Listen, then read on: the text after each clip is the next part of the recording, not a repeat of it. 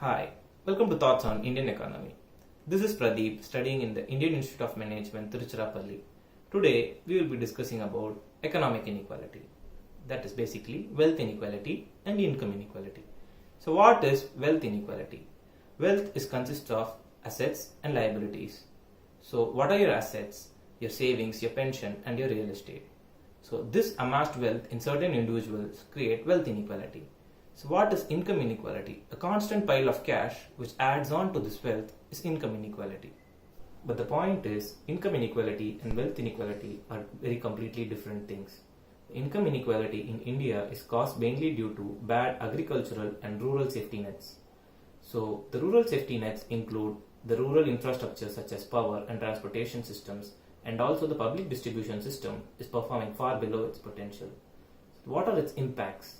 It prohibits the poor from better access to good education as well as good healthcare systems in India. So this does not only stop them from earning a good potential income, but also increases the income disparity in India. To understand income inequality better, we'll start by mentioning Max Rollins, who created the graph to show income inequality.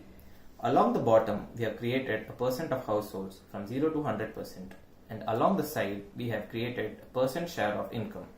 By the way, we are using households rather than just looking at individuals because many households have two income earners. So this straight line here represents perfect income equality. So every household earns the same income. While the perfect income equality might look nice on the surface, it's not really the goal. When different jobs have different incomes, people have incentive to become a doctor or an entrepreneur. The jobs the society really cares about. So this graph is called the Lorenz curve, helps visualize the depth of inequality. From the Lorenz curve, we can calculate the most commonly used measure of income inequality, the Gini Index. Now without jumping into too much of the math, it's basically the size of the gap between the equal distribution of income and the actual distribution. Now 0 represents complete equality and 100 represents complete inequality. You might be surprised to learn that India stands second among the wealth inequality of nations. The richest 10% of Indians own about 80.7% of India's national income, and 1% of Indians own 58.4% of its wealth.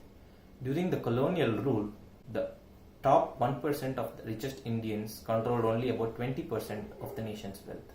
So what does this show? The richest have always been growing, and they have been growing at a very fast pace. Let me explain this with an analogy. Let's say I own an apple tree. I pick 10 apples. I keep 6 and I give you 4. The ratio between us is 60 and 40%. Next week, I pick 20 apples. Now I keep 15 apples and I give you 5 apples. Now the ratio between us is 25 and 75%. But when you look at the number of apples I've given you, the apples have increased from 4 to 5. Even though the wealth which is shared among the poor is increasing, but the disparity between the rich and the poor is also increasing, and the rich are gaining at a very faster rate and are growing at a very faster rate. A group of economists believe that this income inequality is causing more harm than good. Even though a lot of people can be pulled up from poverty using the pull-up effect, this income inequality is causing a lot of harm. There are statistical reports which say that countries with very high income inequality have very high crime rates and drug abuse. This can also lead to very high political upheaval, as the rich have a greater say in the political scenarios of the country because of this greater disparity in income. So how can we reduce this income inequality? The government is taking a lot of measures. The JAM is one of the greatest measures the government has taken. It is not the one which you use for breakfast. JAM stands for Jan Dhan, Aadhaar and Mobile. JAM. J stands for Jan Dhan, financial inclusion for the poor. Aadhaar for the unique identification of all the people in India, and M stands for Mobile. Aadhaar, the unique identification system in India, which has a lot of scrutiny around it and negative criticism, but is performing at a very great rate.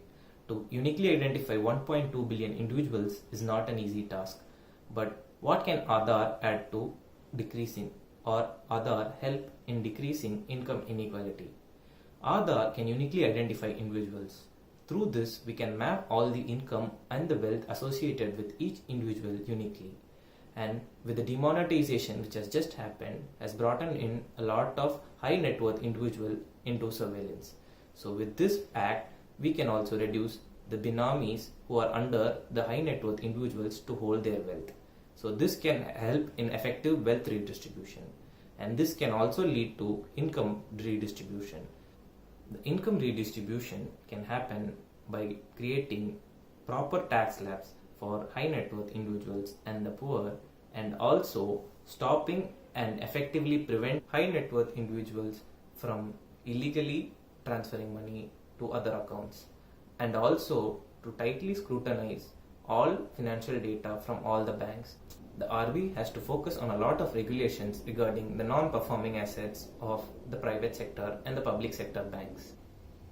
Motivation to improve income inequality comes from a genuine desire to help the people and to level the playing field.